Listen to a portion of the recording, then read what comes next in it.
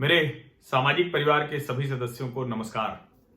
और जब मैं अपनी हर बातचीत की शुरुआत सामाजिक परिवार से करता हूं तो उसके पीछे कहीं न कहीं मुझे खुद भी रहता है कि मैं सामाजिक जो जिम्मेदारियां हैं या जो समाज में जो कुछ भी हो रहा है उसको बेहतर कैसे कर सकते हैं और बदतर का हिस्सा ना बने। और इसके अलावा अगर समाज में कुछ गलत हो रहा है तो उसको उसकी आवाज उठाने में हम मददगार हो सकें और इस जो पूरे सामाजिक परिवार की बात मैं करता हूं वो उसमें शामिल हो। वो चाहे कोई भी घटना हो, किसी भी राज्य में हो, किसी भी क्षेत्र में हो और कोई भी कर रहा हो। जाति, मत, पंथ, संप्रदाय इससे इतर। लेकिन दुर्भाग्य से जो भारत में राजनीति होती है वो किसी भी घटना, किसी भी दुर्घटना, किसी भी शर्मनाक घटना को सबसे पहले इन्हीं खांचों में बांटने की कोशिश करती है। अब राजस्थान में एक जो शर्मनाक घटनाक्रम सामने आया है, जो राजस्थान में वहां करौली जिले में सपोटरा गांव है, वहां के मंदिर के मुख्य पुजारी की हत्या कर दी गई।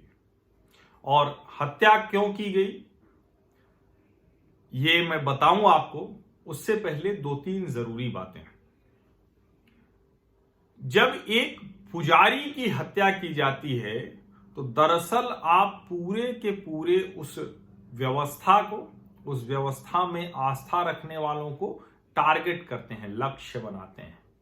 जाने अनजाने आप उस व्यवस्था को ध्वस्त करते हैं। और मैं आपको बताऊं कि कई जगह हरियाणा में ऐसे मैं सुनता हूं, राजस्थान में पता चला, ऐसे अलग अलग राज्यों में एक व्यवस्था है। मंदिरों को सरकार नहीं चलाती, मंदिर बनते हैं, मंदिर के लिए गांव जमीन देता है और गांव की दी हुई जमीन पर एक जो मंदिर बनता है वहां कोई एक पुजारी बनना तय करता है। पुजारी बनना तय करता है तो जाहिर है वो पुजारी बनेगा तो कैसे उसका घर परिवार चलेगा, कैसे वो अपना सामान्य जीवन निर्वहन करेगा। तो उसके लिए मंदिर के साथ ही कुछ जमीन होती है। वो जमीन जिसको राजस्थान में मंदिर माफी के नाम से जाना जाता है, यानी वो जमीन दी जाती है और उस जमीन पर पुजारी और उनका परिवार खेती करता है, उस जमीन पर अपना घर बनाता है, वहीं रहता है और उस मंदिर की देखभाल करता है। साथ में पूरे गांव का, उस गांव की जो भी कहें कि उनकी पूजा पाठ कराने से लेकर हर तरह की व्यवस्था में वो शामिल होता है। और पुजारी बिल्कुल आवश्यक नहीं है कि उस गांव का व्यक्ति हो। आमतौर पर पुजारी कोई जो पूजा पाठ करा सकता है, जिसकी धर्म में, जिसकी हिंदू धर्म में आस्था है, मान्यता है, वो जाके वहां कराता है। अब मैं आपको इस घटना से पहले ये क्यों बता रहा हूं? मैं ये इसलिए बता रहा हूं कि देश के ज्यादातर राज्यों में मंदिरों की देखभाल की ये सामाजिक व्यवस्था खत्म होती जा रही है और बड़ा कष्ट होता है। अभी हमारे पिताजी ने हमारे गांव पे जो सिया हमारी ग्राम सभा है तो वहां पे मंदिर बनवाया। तो एक था कि अपने घर पर ही मंदिर बनवा लें, लेकिन चूंकि हमारा तो घर ही, हम लोग उस तरह से नहीं रहते हैं तो उसको ही देखने के लिए नियमित कोई नहीं है, तो मंदिर कौन देखेगा। तो मंदिर वहां बनाया गया जो जहां पहले से मंदिर है, देवी जी का मंदिर है, दूसरे मंदिर थे और शिवलिंग पहले से था। पिताजी ने उसको मंदिर की शक्ल दे दी। अब वहां पर कुछ लोग रहते हैं, वहां एक छोटा सा घर बना हुआ है, वहां पेड़ लगे हुए हैं, वहां जो उसकी वहां सेवा करता है वो रहता है। और ये मतलब मेरे बचपन से मुझे चला आ रहा है ध्यान में। संयोगवश अभी वहां कोई पुजारी नहीं है, हालांकि एक केयरटेकर जैसे रहते हैं एक परिवार, लेकिन कोई पुजारी नहीं है जो रोज मंदिर की पूजा करे। तो आप मंदिर पूजा के लिए जाते हैं तो इतनी खूबसूरत जगह, पेड़ पौधे, मंदिर है तो थोड़ा वैसे ही वो जागृत स्थल के तौर पर रहती है। तो वहां पर जब पुजारी नहीं होता तो आप पूजा करने जाते हैं तो सारी व्यवस्था आपको खुद करनी पड़ती है। और ऐसे ढेर सारे मंदिर उत्तर प्रदेश में हो गए हैं जो अपूजित हैं, यानी जिन मंदिरों की पूजा कहे कि कब कोई आया, कोई आके 2 फूल चढ़ा गया, कोई आके पानी डाल गया, जल दे गया, वरना वहां पूजा ही नहीं, अपूजित मंदिर हैं। और जब अपूजित मंदिर होते हैं तो पूरे उस समाज की व्यवस्था पर बहुत बुरा असर पड़ता है। तो कम से कम अभी मैं जो अपने गांव के अपने सिया ग्राम सभा के मंदिर की बात कर रहा हूं, उसकी वो स्थिति नहीं हुई है। प्रतिदिन लोग आते हैं, पूजा करके जाते हैं। हम लोगों ने भी हम भी रुद्राभिषेक वहां करने गए थे, क्योंकि योजना तो थी बड़ा कार्यक्रम करने की, लेकिन नहीं कर पाए। लेकिन उसके बावजूद वहां कोई पुजारी नहीं है। हम ये चाहते हैं कि कोई अगर पुजारी हो वहां रहे, रोज पूजा करे, अच्छी शिक्षा दे, खुद व्यवहार अच्छा करे, ये सब करना होता है। लेकिन दुर्भाग्य से जब इस तरह से राजस्थान के सपोटरा मंदिर में, जो करौली जिला है, वहां जब इस तरह से बाबूलाल वैष्णव जैसे किसी पुजारी की हत्या हो जाती है, उसे जलाकर मार दिया जाता है, तो मुझे ये डर लगता है, आशंका होती है कि क्या देश में अपूजित मंदिर धीरे धीरे बढ़ते जाएंगे। क्योंकि आप गांवों में जाकर अगर देखिए ना, तो गांवों में भी लोग बहुत कम हैं, उस तरह से बहुत उसकी देखभाल करने वाले कम हैं। और अच्छा है, जैसे हरियाणा और राजस्थान में ये मैं अच्छी व्यवस्था देखता हूं। हरियाणा से हमारे साथी हैं, वो भी अक्सर ये बताते हैं कि उनके यहाँ ऐसे होता है कि ग्राम पंचायत और गांव के लोग मिलके वो दे देते हैं जो भी पुजारी आया। और कोई वो पुजारी ऐसा नहीं है कि वो कोई कब्जा करके रहता है। वो जब तक मंदिर की व्यवस्था देखता है तब तक उसकी उपज, उसका घर, वो सब उसका होता है। ऐसी ही करीब 15-16 बीघे की जमीन राजस्थान के करौली जिले के सपोटरा मंदिर की थी। उस मंदिर पर बाबूलाल वैष्णव जी और उनका परिवार खेती करते थे और वहां घर बनाकर रहना चाहते थे। अभी उसको ठीक कराया और अपना घर बनाने लगे। तो गांव के ही जो मीणा थे, जो दबंग थे, उन्होंने उसको नहीं करने दिया। वो मीणा बहुल गांव ही है, ये मैं आपको बता दूं। लेकिन ऐसा नहीं है कि वो जो कैलाश मीणा जो गिरफ्तार हुआ है, कैलाश मीणा और उसके साथी ऐसी दबंगई कर रहे थे, लेकिन जो पूरा गांव था 100 घर के आसपास, वो इस व्यवस्था को चलाने के लिए सहमत थे। और उन्होंने जब मंदिर माफी की जमीन पर बाबूलाल वैष्णव जी जो पुजारी थे, उनको घर बनाने के लिए और उनको जो उपज हो उससे अपना परिवार चलाने के लिए सहमति दी। कैलाश मीणा और उनके साथियों ने बाकायदा वहां जाकर अपना घेराबंदी करनी शुरू की। जब पुजारी जी ने उसका विरोध किया तो उनको मारा पीटा। उसके बाद मामला गया और फिर से पूरे गांव की पंचायत बैठी अभी कुछ दिन पहले ही। और पंचायत में तय हुआ कि किसी भी हाल में, जिसको किरोड़ीलाल मीणा जो वहां से भाजपा के सांसद हैं, उन्होंने कहा कि पंच पटेल बैठे थे, सब ने कहा और सब के बाद ये सहमति बनी थी कि पुजारी जी ही इस जमीन का इस्तेमाल करेंगे, क्योंकि वो मंदिर के पुजारी हैं।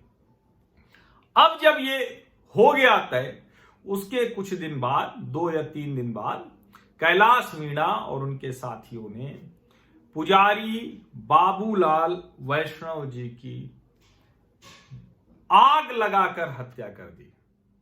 और उनकी जो फसल थी, संभवतः बाजरे की फसल थी, उसको भी आग लगा दिया।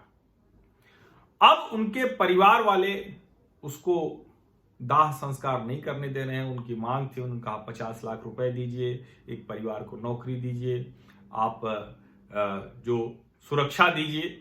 ये सब बात है, लेकिन मूल बात क्या है? मूल बात यह है कि भले अभी कैलाश मीणा और एक और आरोपी पकड़ा गया हो, और चूंकि मरते मरते पुजारी जी ने यह बयान दिया तब जाकर यह हुआ है, उसके बावजूद 24 घंटे तक जो राजस्थान पुलिस का, गहलोत सरकार की जो पुलिस है, उसका जो जांच अधिकारी, वो इसको आत्मदाह का मामला बताता रहा। यानी इस तरह से पेश किया गया कि पुजारी जी ने खुद आत्महत्या कर ली, जबकि सच ये था कि कैलाश मीणा और उसके साथियों ने, करीब 5 लोगों का नाम है, उन्होंने जलाकर मार डाला पुजारी जी को। बहुत भयावह तस्वीरें हैं वो, इसलिए मैं उसको डालूंगा नहीं, इसमें कतई नहीं डालूंगा।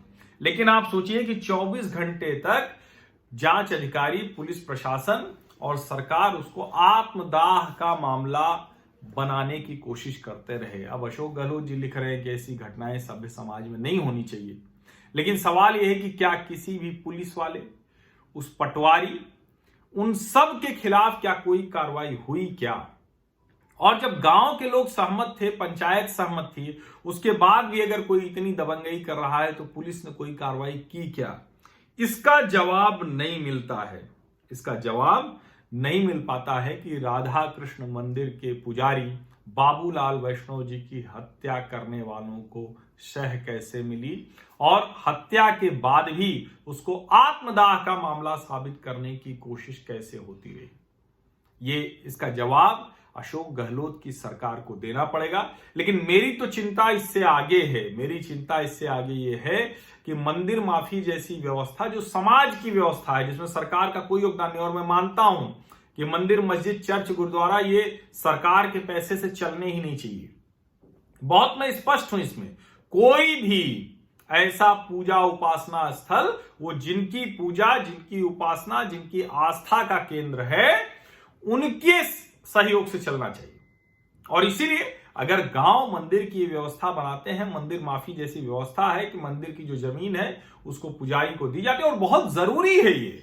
मैं बार बार कहता हूं कि गरीब ब्राह्मण, गरीब पुजारी, और मैं तो कह रहा हूं पुजारी कोई भी हो, अगर पुजारी कोई भी है तो क्या उसको आप रहने खाने का अधिकार नहीं देंगे? और कोई गरीब ब्राह्मण है तो उसको आप कहेंगे नहीं, वो रहने खाने का अधिकारी नहीं है, वो सिर्फ इस पर आश्रित रहे, वो सिर्फ जाए और गरीब निर्धन उसी तरह से दिखे। शायद यही वजह है कि चूंकि मैं उत्तर प्रदेश का जानता हूं, इसलिए मैं जानता हूं कि मंदिर धीरे धीरे अपूजित तो होते जा रहे हैं, पूजा नहीं हो पा रही है, और ये सभी हिंदुओं के लिए चिंता का विषय है। अगर आप ये बात करते हैं, मैं इसलिए कह रहा हूं कि इस घटना को सिर्फ इतना तक नहीं देखिए कि ये एक पुजारी की इस नृशंस तरीके से हत्या कर दी गई। इसको इस तरह से देखिए कि अगर इस तरह से पुजारियों के खिलाफ दबंग अपराधी इस तरह का बर्ताव करेंगे किसी भी राज्य में, वो राजस्थान में हो या देश के किसी भी हिस्से में, मैं हर मामले पर यह कहता हूं। देखिए राजनीति, और एक चीज और मैं बता दूं, देखिए भारतीय जनता पार्टी की किरोड़ी लाल मीणा सांसद हैं, वो खुद धरने पे बैठे हैं कि जो जो मांगे उनके परिवार वाले मांग रहे हैं वो सब पूरी की जाए। यहां कोशिश नहीं की गई इसको जातिवादी दखल देने की, जातिवादी विभाजन की कोशिश नहीं की गई, यहां इसको दलित ब्राह्मण करने की कोशिश नहीं की गई, या मीणा ब्राह्मण की लड़ाई बताने की कोशिश नहीं की गई, या दलित ठाकुर करने की कोशिश नहीं की गई। ये राजनीति का वो जो तरीका कि हर घटना को, दुष्कर्म, दुराचार से लेकर हत्या तक के मामले में सिर्फ जाति खोजने वाले, ये राजनीति करने वाले, इनको आप कैसे बर्दाश्त कर सकते हैं? और मैं बार बार कहता हूं कि ये कोई एक घटना नहीं है, ऐसी जाने कितनी घटनाएं होती हैं आप। और जब आप कहते हैं कि इस पे, और मैं तो कह रहा हूं कि अगर भारतीय जनता पार्टी जातीय राजनीति करती हुई दिख रही है तो उसको भी आप खारिज कीजिए, लेकिन मैं यही तो कह रहा हूं कि वो कोशिश नहीं करेंगे कि जातीय विभाजन हो। लेकिन दूसरी पार्टियां, कांग्रेस ने पूरी तरह से उसको दलित बनाम ठाकुर कर दिया, भीम आर्मी तो खैर वो वही काम ही करती है।